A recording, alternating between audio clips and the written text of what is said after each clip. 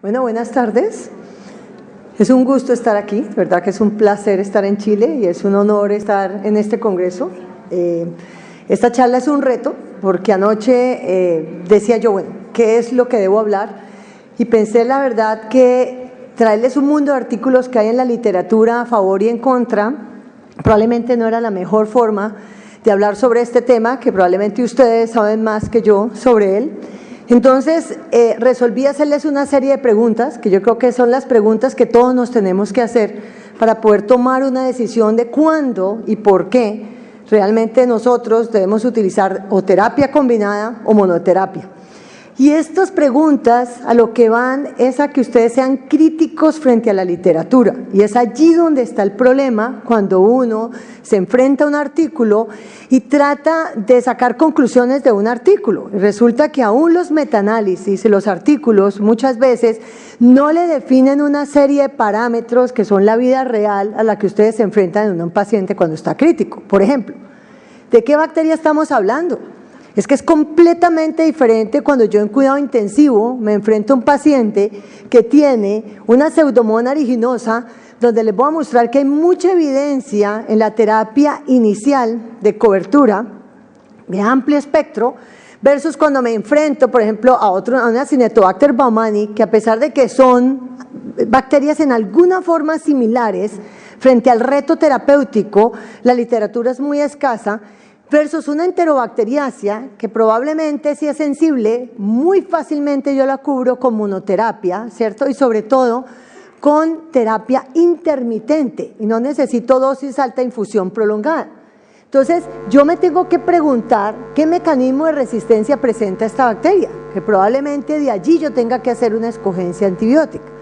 La siguiente pregunta es cuáles son las dosis terapéuticas usadas, que les voy a mostrar. Muchos de estos estudios no cuestionan ni equiparan entre los pacientes ni entre los hospitales que escogieron las dosis utilizadas en los diferentes centros. Entonces eso es un problema, que no es lo mismo comparar 1 gramo cada 12 horas de un antibiótico como cefepime, por ejemplo, les voy a mostrar la mortalidad asociada, ¿cierto? Con 2 gramos cada 8 horas en infusión prolongada o infusión intermitente. Y la otra cosa es, ¿le sirve o no la adición de un aminoglicósido? No es verdad que siempre un aminoglicósido aumente la terapia apropiada. Y finalmente se usó infusión intermitente o prolongada. Entonces, vamos a empezar resolviendo esto y luego nos iremos con la pregunta 3 o la pregunta 4.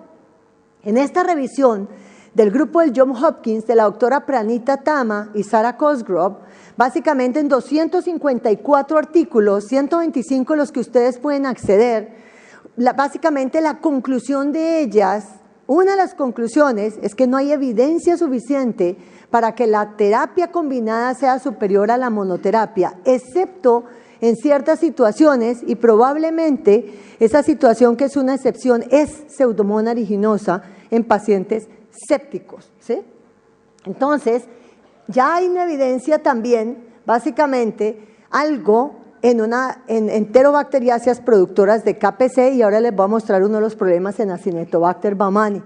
Entonces, empecemos con Pseudomonas aeruginosa. Es probablemente uno de los retos terapéuticos porque es uno de los patógenos que más mata en las unidades de cuidado intensivo y es una de las razones por las cuales siempre en cuidado intensivo, a pesar de que no ocupe el primer lugar dentro de la bacteria más frecuente, como está entre las 5 primeras bacterias más frecuentes, siempre empezamos con un espectro que cubre Pseudomonas aeruginosa.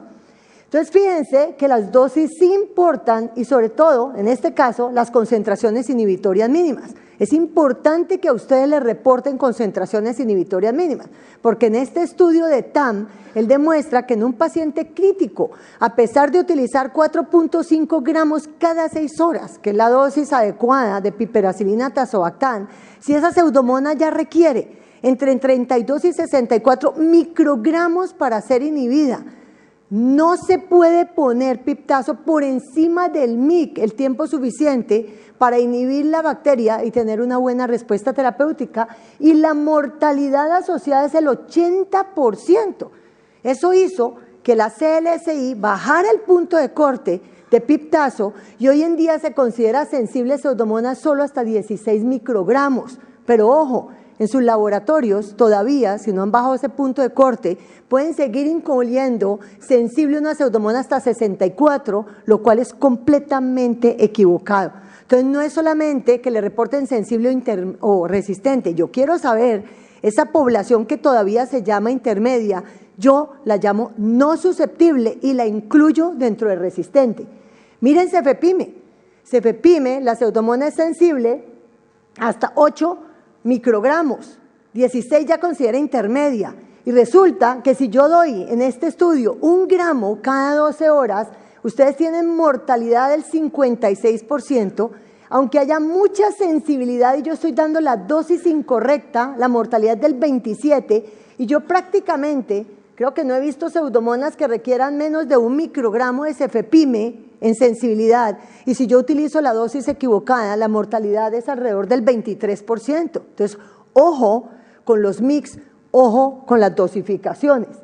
¿Por qué es importante la infusión prolongada?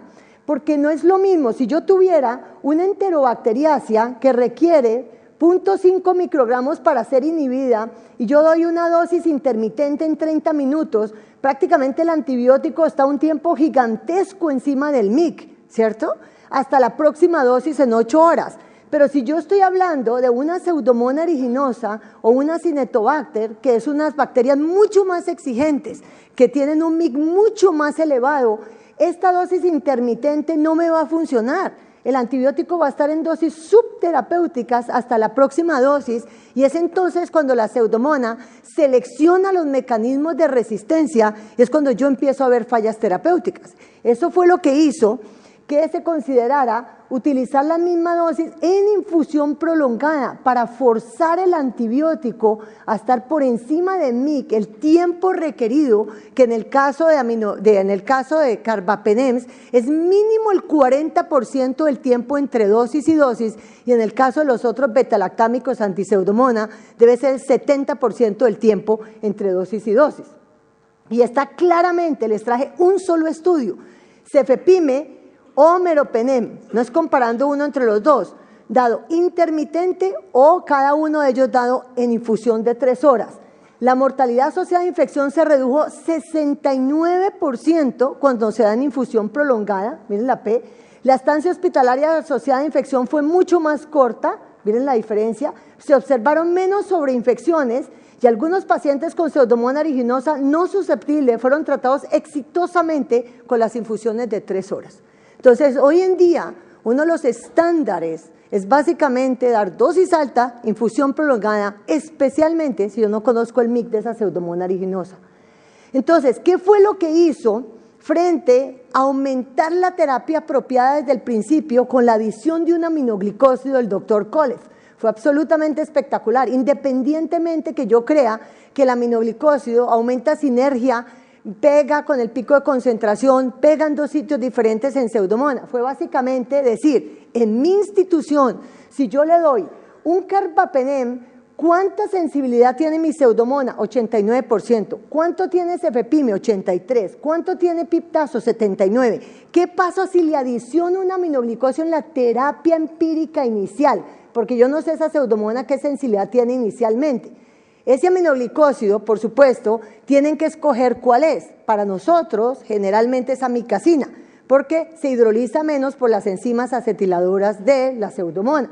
Entonces, al adicionarle la amicacina, aumentó 94%, o sea, amicacina le estaba aumentando 10% más, aquí 89%, aquí 91%. Entonces, al aumentar la terapia empírica apropiada inicial, redujo la mortalidad del 51% al 36% y fue estadísticamente significante. ¿Qué es lo que tienen que hacer ustedes en su institución? Primero, mirar la distribución de los mix de la población de sus pseudomonas. Esta es la población no susceptible que yo tengo que adicionar. A mí no me sirve ver solamente resistente, sería solo el 22%. No me sirve ver solamente la sensible, porque esta población está oculta. Realmente, en mi centro, por ejemplo, no sería solo 22%, sería el 44% de la población de pseudomonas es no susceptible. Y aquí sería solo el 14%. Y esto lo hago con cada uno de los antibióticos antipseudomonas para saber cuál es el que me da realmente la mejor probabilidad empírica inicial. ¿Y cuándo adiciono un aminoglicósido? Depende de lo que ustedes tengan. Entonces yo cojo amicacina y lo enfrento contra meropenem, lo enfrento contra piptazo, lo enfrento con cefepime, lo enfrento contra imipenem. ¿Dónde yo sé que mi institución está adicionando algo?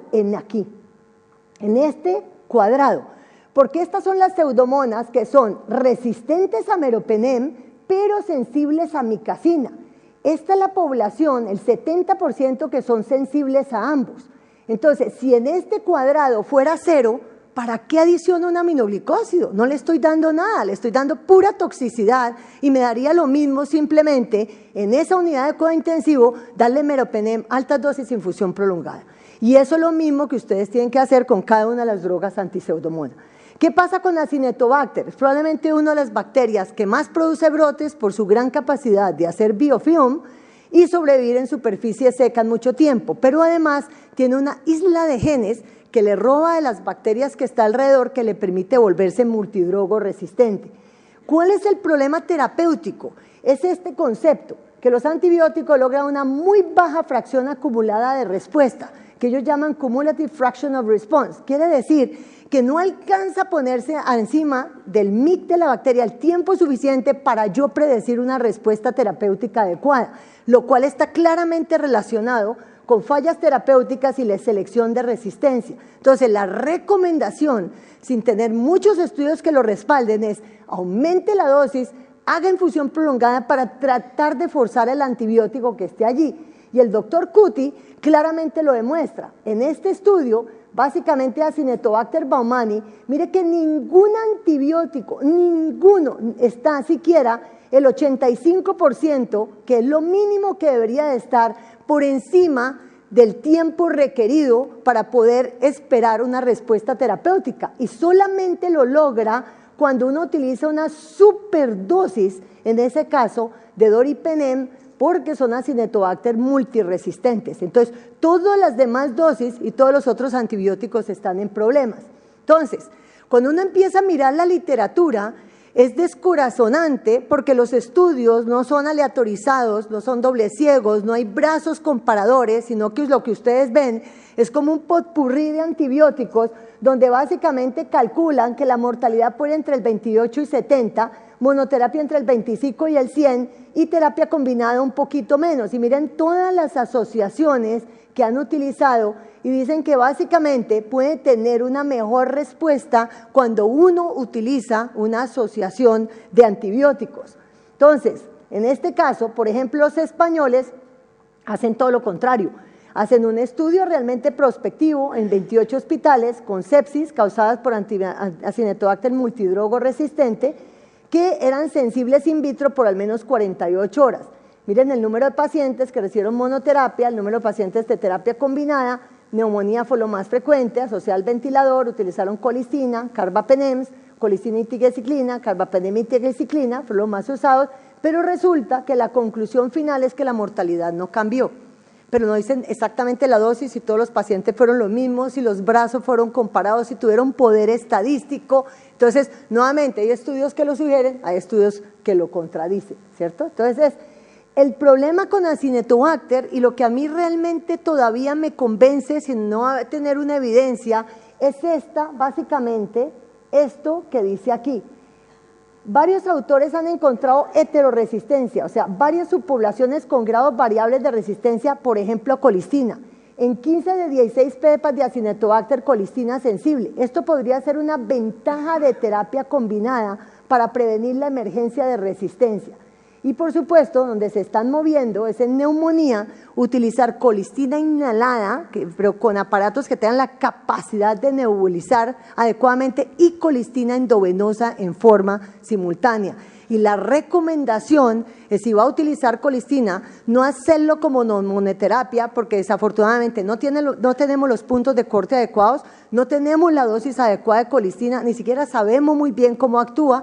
Colistina es una prodroga, entonces no sabemos cuánto de lo que estamos calculando aquí está llegando al sitio de la infección, ¿Cuánto es la capacidad de metabolismo? O sea que estamos completamente perdidos. Ante estar perdidos con una droga, la recomendación es utilice 2, por lo menos está perdido con 2, pero creemos que es mejor que utilizar una y creer que toda la monoterapia y la respuesta terapéutica está basada en una droga. ¿Qué pasa con enterobacteriáceas resistentes a carbapenem? Especialmente en Klebsiella pneumoniae, que es la carbapenemasa más frecuente en el mundo entero. Hay mucha dificultad y mucha limitación del diagnóstico, excepto por PCR. Hay dificultad de hacer el diagnóstico adecuado en los laboratorios. Existen unas pruebas que funcionan parcialmente. Hoy en día existe una mejor prueba que la CARBA-NP. Y básicamente las limitaciones son muy grandes. Estos son los estudios que existen, no son aleatorizados, no hay 2 brazos, lo único que comparan es monoterapia versus todas las terapias combinadas. Sin embargo, en estos 3 estudios, que son los de mostrar, el estudio de Tumberello, Sarkotu y Qureshi, básicamente fueron bacteremias, donde ellos demuestran, en este caso, que 3 antibióticos fueron superior que monoterapia, disminuyeron claramente la mortalidad. En el estudio de Sarkotu también, la monoterapia tuvo una mortalidad muchísimo más alta, entonces miren 53 versus 34, ¿cierto? Y en Qureshi también. Cuando uno mira esto, básicamente es muy claro en el Kaplan-Meier que la terapia combinada fue mucho menor que la monoterapia. La otra cosa es que tuvieron mucho menor mortalidad, los tratamientos incluyeron un carbapenem, ahora les voy a mostrar la limitación, o sea, carbapenem más polimixina B o carbapenem más tigecyclina, en algunos casos carbapenem más fosfomicina, que estamos utilizando endovenosa, y básicamente, nuevamente la terapia combinada se asoció mucho más a una mayor sobrevida. Entonces, miren lo interesante. ¿Cómo puede uno vencer la resistencia a una de los carbapenems dada por una carbapenemasa? En esta simulación, ellos muestran que mayor de 4 es resistente, pero si usted utiliza 2 gramos en infusión prolongada cada 8 horas, usted se puede poner por encima del MIC, básicamente hasta que sea mayor de 16. Ya cuando es 32, para carbapenem usted ya perdió la pelea. Entonces, por eso, cuando estamos frente a una carbapenemasa, siempre utilizamos dosis de carbapenem a dosis altas, 2 gramos, infusión prolongada cada 8 horas, y ojalá pudiéramos tener la capacidad de saber simplemente no mayor o igual a 4 o a 8, porque ahí quedaríamos perdidos, sino si es 16, 32, 64, que es muy difícil a menos de que uno tenga un ITEST. Pero saber más o menos si está mayor de 16 ayudaría para resolver si a esa terapia se le adiciona un carbapenem o si tenemos que utilizar otra combinación. Entonces, ¿cuáles son los otros problemas o las preguntas? En los estudios no se ha contabilizado el tiempo entre prescripción del antibiótico e infusión real de este. Y ustedes son los expertos en que esta gráfica de sepsis es contundente. Por cada hora que yo me demore en administrar el antibiótico, el paciente tiene un 15% más de mortalidad. Y yo los invito a que sus hospitales, entre que ustedes prescriben en la unidad de cuidado intensivo y realmente el antibiótico lo recibe el paciente, miren cuánto tiempo pasa. Porque muchas veces el mensaje a la enfermera o al químico farmacéutico o al farmacéutico es que esto no es una emergencia y esto es una emergencia real, porque por solo se demore 4 horas el paciente ya tiene un 60% de mortalidad. Y finalmente, ¿qué otros estudios existen que muestren evidencia? Y me pareció que este era un estudio muy bien diseñado en general. Ellos querían evaluar el beneficio terapéutico de la combinación temprana de 2 antibióticos con diferentes mecanismos con actividad in vitro en shock séptico bacteriano. La mayor combinación fue un beta-lactámico con un aminoglicósido. Fue un diseño prospectivo, el índice de puntuación de multicéntrico de cohortes. La UCI de 28 hospitales de 3 países entre los años 1996 y 2007, tiene un periodo bastante grande, recogieron un N, ya lo van a ver bastante grande, sujetos 4.662 elegibles con cultivos positivos que tuvieron shock séptico bacteriano, tratados con monoterapia o terapia combinada, a los que se generaron 1.223 pares apareados por el puntaje de propensión, ¿sí? Lo que llama propensity match. Entonces, miren, el resultado principal que ellos midieron fue mortalidad a los 28 días, usando el modelo de riesgos proporcionales de Cox. La terapia combinada se asoció con disminución de la mortalidad a los 28 días, miren, 29% versus 36%, aquí está la P, ¿sí? El beneficio de terapia combinada se vio en gram positivos y gram negativos, pero fue para pacientes tratados con betalactámicos en combinaciones principalmente con aminoglicósidos, algunas fluoroquinolonas o macrólidos y clindamicina, porque estaban hablando de gram positivos también. La terapia combinada también se asoció con disminución significativa de días en UCI, 28 versus 35, miren la P. Mortalidad hospitalaria, 37 versus 47, miren la P. Menores días de ventilador, 10, miren versus 17, miren la P. Días libre de vasopresores, 23 versus 25, miren la P. Entonces aquí está, básicamente, la terapia combinada versus la monoterapia y demuestra claramente que hay una diferencia y probablemente eso se deba a la fase inicial donde uno no puede estar 100% seguro que está cubriendo adecuadamente desde el principio. Y ustedes saben en todos los estudios de Kolev que cuando uno arranca adecuadamente, que es lo que se llama terapia apropiada, y el cultivo le llega demostrando que uno sí está cubriendo adecuadamente esa bacteria desde el principio, la mortalidad es menor. Al contrario, cuando uno llega y empieza un antibiótico y 48 horas después le llega un cultivo que le demuestra que ese antibiótico o no cubrió la bacteria o teóricamente sí lo hizo, pero la bacteria es resistente, las mortalidades en todas las patologías, neumonía asociada al ventilador, bacteremias y todo es dramáticamente mayor y desafortunadamente no cambia cuando yo cambio el antibiótico y lo ajusto básicamente a ese cultivo. O sea, ya le estoy dando a ese paciente una mayor mortalidad. Entonces, por eso hay que conocer muy bien, y lo vamos a hablar más adelante en mi tercera charla, la epidemiología local y los mecanismos de resistencia que hay en la institución para escoger desde el principio el antibiótico adecuado. Doctora, le quedan 3 minutos. Listo. En resumen, no existe un consenso general para el uso de ninguna combinación por la falta de estudios bien diseñados.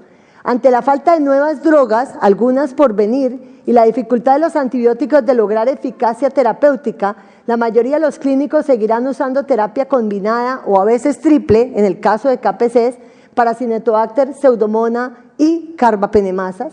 Sin embargo, hasta tener mayor claridad es imperativo usarlos en forma prudente, con un cultivo positivo, el menor tiempo posible, pero una vez ustedes tengan el cultivo, conozcan la sensibilidad, tengan la certeza que pueden suspender uno de los antibióticos, porque a partir de tener una bacteria sensible en sus manos, nadie ha demostrado que la terapia combinada sea superior a la monoterapia. Muchísimas gracias.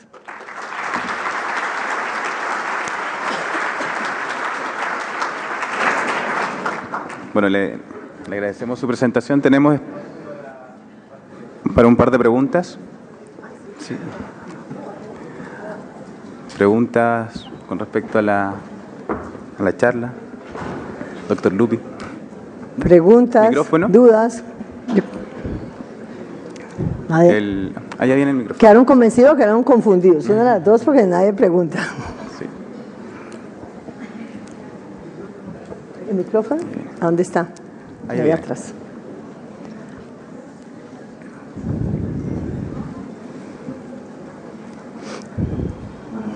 Bonita su presentación. Gracias. Los escenarios pueden ser distintos. Un tema es el paciente con un cuadro séptico en la UCI, una Pseudomonas en la mano y si le doy o no 2 antibióticos. Otro escenario es el paciente crítico en shock que llega a la urgencia y tengo que darle antibióticos. El paradigma habitual es darle 2 o 3 antibióticos para que no se quede ningún germen fuera. No obstante, los estudios de Kumar mostraron que el paradigma es distinto. Es decir, aun cuando yo tenga un germen sensible como un neumococo, si le doy doble cobertura al paciente que está en shock séptico, puede tener mejor desenlace. Pero eso no se ha reproducido, por ejemplo, o no se ha documentado en pacientes que puedan hacer lo mismo estando en la UCI, que desarrollen un nuevo cuadro infeccioso, sino solo en ese grupo de enfermos muy graves que llegan. ¿Cómo uno puede interpretar estos resultados? Es decir, me llega un paciente con un shock séptico, una neumonía neumocócica bacterémica y yo le dejo un un betalactámico, ¿no es cierto?, más un macrólido, eventualmente, o una ITU por una E. coli sensible, es un betalactámico más un aminoglicósido y ese enfermo tiene mejor evolución. No obstante, en la UCI puedo tener un paciente con una sepsis grave por una pseudomona y no necesariamente va a ir mejor, como lo he mostrado, por 2 antibióticos. Es porque hay más elementos confundentes en la fase inicial, digamos en la fase de la UCI, en términos de volumen de distribución, de ajuste de dosis. ¿Cómo uno pudiera conciliar esas dos situaciones? Yo creo que, empecemos por la UCI. En la UCI, uno de los problemas que tenemos es que los estudios no están realmente apareados por bacteria, por dosis, por tipo de administración del antibiótico. Yo estoy convencida que en la unidad de cuidado intensivo ante una sepsis, cuando tú no sabes la sensibilidad del germen, tienes que empezar con terapia empírica amplia. Y generalmente el germen que más te mata es usualmente Pseudomonas aeruginosa y por eso, y es el germen que probablemente más dificultad tienes de cubrir inicialmente Guasineto, porque ninguna de ellas, ninguna Pseudomonas es 100% sensible a ningún antibiótico, ninguna.